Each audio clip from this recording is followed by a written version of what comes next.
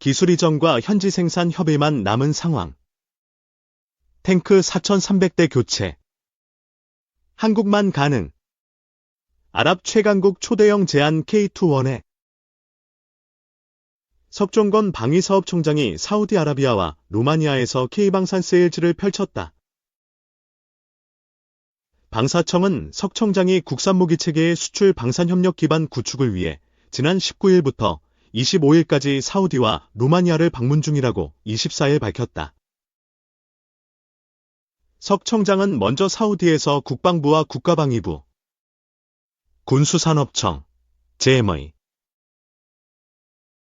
국방연구소, JDD 등 주요 관계자를 만나 지상과 해양, 우주항공 분야에서 대규모 방산협력 방안을 논의했다. 방사청과 국방부, 각 군, 국방과학연구소, ADD, 그리고 국내 방산기업과 함께 사우디 국방부의 핵심 무기체계 획득 협력을 위한 워크숍도 개최했다.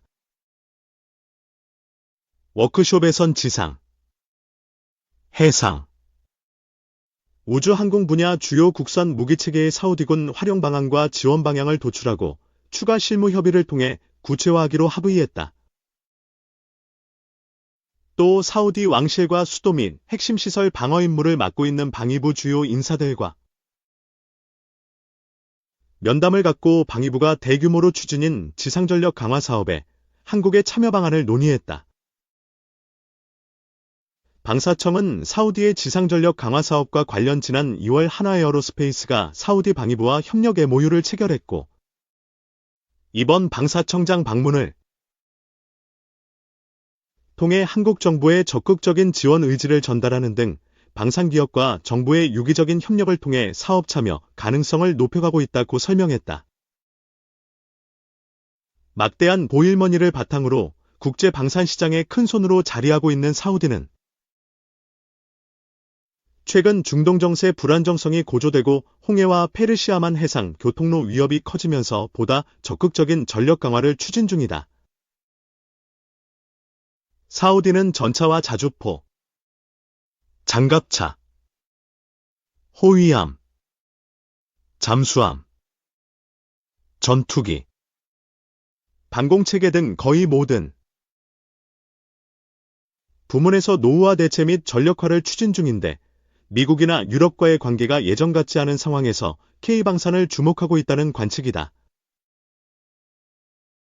이와 함께 석 청장은 루마니아에서는 한 루마니아 방산 군수 공동위원회를 갖고 흑해 방위 및 항공우주, BSDA, 방산 전시회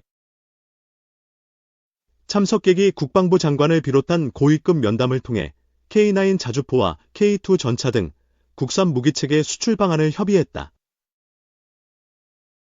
특히 방산 전시회 계기에 고위급 인사들과 루마니아 군 현대화 계획에 맞춘 K9 자주포와 K2 전차, 레드백 장갑차 등 국산 무기체계 활용 방안을 논의해 주목된다. 앞서 1조 4천억 원 규모의 하나에어로스페이스 K9 자주포와 K10 탄약운 반장갑차, 그리고 3조 원 규모의 현대로템 K2 전차의 루마니아 진출 가능성이 제기된 바 있다. 석 청장은 사우디와 루마니아 방문으로 방공 분야를 중심으로 최근 시작된 양국과의 방산협력 관계를 보다 다양하고 지속적인 협력 관계로 도약할 기반을 조성했다며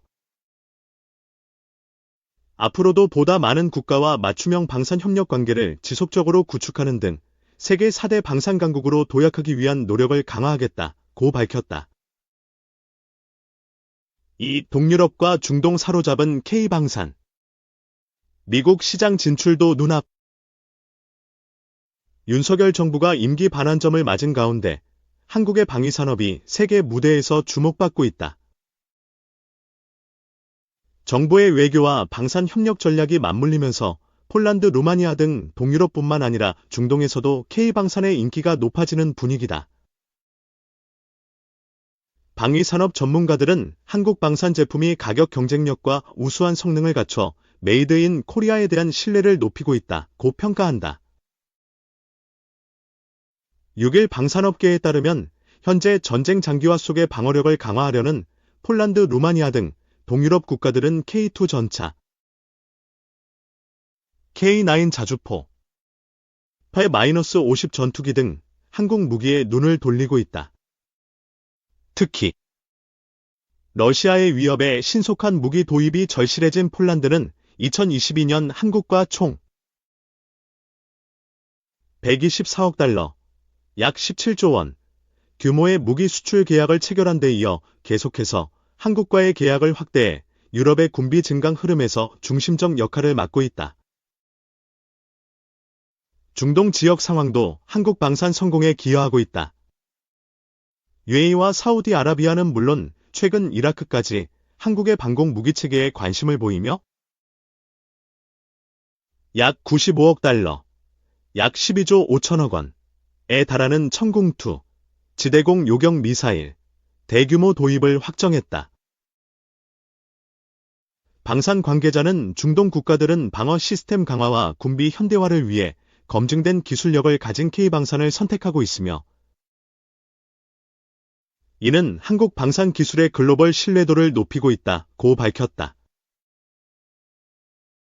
뿐만 아니라 라인엑스1의 2.75인치 유도로켓 비공은 미국 진출을 앞두고 있으며 한화 에어로스페이스의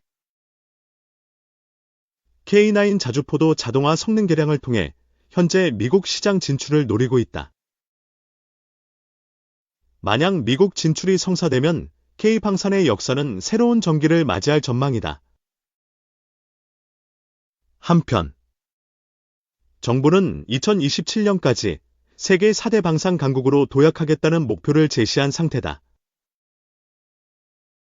올해 방산 수출 목표액은 200억 달러로 설정했으며 수출 대상국 및 품목 다변화를 통해 세계 방산 수출 점유율도 5%를 돌파하겠다는 계획이다. 그러나 한국 방산의 성장이 가속화됨에 따라 유럽의 방산 강국들은 K방산의 확장을 경계하고 있다. 프랑스와 독일은 유럽 방산 시장을 지키기 위해 한국의 방산 제품이 주요 시장에 진입하지 못하도록 정부 차원에서 로비를 강화하고 있다. 이에 따라 한국은 기술 혁신과 함께 더욱 강력한 품질 관리 및 전략적 지원을 통해 이들 국가의 견제를 극복해야 한다는 의견이 지배적이다. 최우석 한국방위산업학회 회장은 국내 방산 기업의 경쟁력을 높이고 해외 수출 성과를 이어가기 위해선 정부의 더욱 강력한 정책적 뒷받침이 필요하다고 강조했다. 3. 트럼프 재집권 전략자산 정계비용 요구 하나, 전자권 전환은 빨라질 가능성. 동맹의 가치보다는 미국의 이익을 중시하는 트럼프 당선인은 지난 1기 때와 마찬가지로 주한미군 주둔과 미국 제공 확장 억제,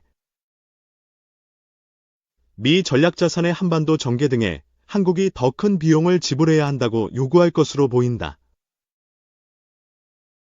아울러 한국이 자국 방어에 지금보다 더 많은 책임을 져야 한다는 논리로 전시작전 통제권 전환의 속도를 내자고 주장할 가능성도 있다.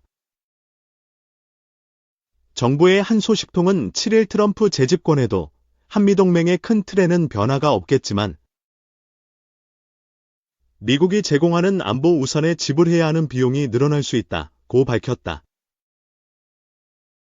2만 8천 명 규모의 주한미군 축소나 철수를 당장 검토하기보다는 지난달 한미가 합의한 방위비분담 특별협정 SMA 개정을 통한 방위비 분담금 대폭 인상을 요구하는 방식으로 접근할 것이라는 관측인 셈이다. 다만 트럼프 당선인이 지난 4년 동안 한국이 조 바이든 행정부와 구축한 산물의 형해화를 시도할 가능성이 제기된다. 우선 작년 4월 윤석열 대통령과 바이든 대통령이 발표한 워싱턴 선언에 기초한 한미 핵협의 그룹 NCG 이 타깃이 될 수 있다. 통일연구원은 전날 발표한 트럼프의 귀환과 한반도라는 제목의 보고서에서 NCG 하이핵과 재래식 전력의 통합 운용, 미 전략자산의 전개, 핵 기반 시나리오를 반영한 연합훈련의 정례화 등은 동맹의 경제적 부담과 연계된 항목이라며 NCG는 조정 대상이 될 수 있다고 진단했다. 한미는 지난해부터 NCG를 가동해 미국의 핵전력과 한국의 재래식 전력을 통합 운용하는 일체형 확장 억제라는 개념을 정립한 바 있다. 연구원은 트럼프가 NCG를 유지하는 대신 그에 따른 비용을 한국 측에 전가할 가능성도 있다고 전망했다. 바이든 행정부 기간에 늘어난 전략폭격기와 핵잠수함, 항공모함 등 미 전략자산의 한반도 전개에 대해서도 한국 측의 비용을 요구하거나 전개 횟수를 줄일 가능성도 있다. 트럼프 재집권을 계기로 전자권 전환의 속도가 붙을 것이라는 전망도 나온다. 이기 트럼프 행정부에서 백악관 국가안보보좌관 후보로 거론되는 에브리지 콜비 전 국방부 전략개발 담당 부차관보는 지난 5월 6일 연합뉴스와의 인터뷰에서 한국이 자기 방어를 스스로 책임지게 한다는 차원에서 전자권 전환이 가능한 한 일은 시기에 이뤄져야 한다고 밝힌 바 있다. 한미는 지난 2014년 국방장관 회담을 통해 한미 연합방위를 주도할 수 있는 한국군의 핵심 군사 능력 확보 등 세 가지 조건에 기초한 전자권 전환 원칙을 마련했지만 북한의 핵 미사일 능력 고도화 등 안보 환경 악화로 전자권 전환의 속도를 내지 못하는 상황이다. 이기 트럼프 행정부 출범으로 한국의 핵무장 혹은 핵무장 잠재력 확보 기회가 열릴 것이라는 전망도 나온다. 콜비 전 부차관보는 미국이 자국 도시들을 희생하면서까지 북한 핵 공격에서 한국을 보호하지 않을 것이기 때문에 바이든 행정부의 확장 억제 조치는 충분하지 않다면서 한국이 핵무장을 하지 않는 북핵 억제 대안을 선호하지만 한국의 핵무장을 배제하지 않는다고 말했다. 정승조 전 합참의장은 지난 4월 11일 용산 전쟁기념관에서 열린 제2회 KW 나즈 포럼의 토론자로 참석해 트럼프 당선 후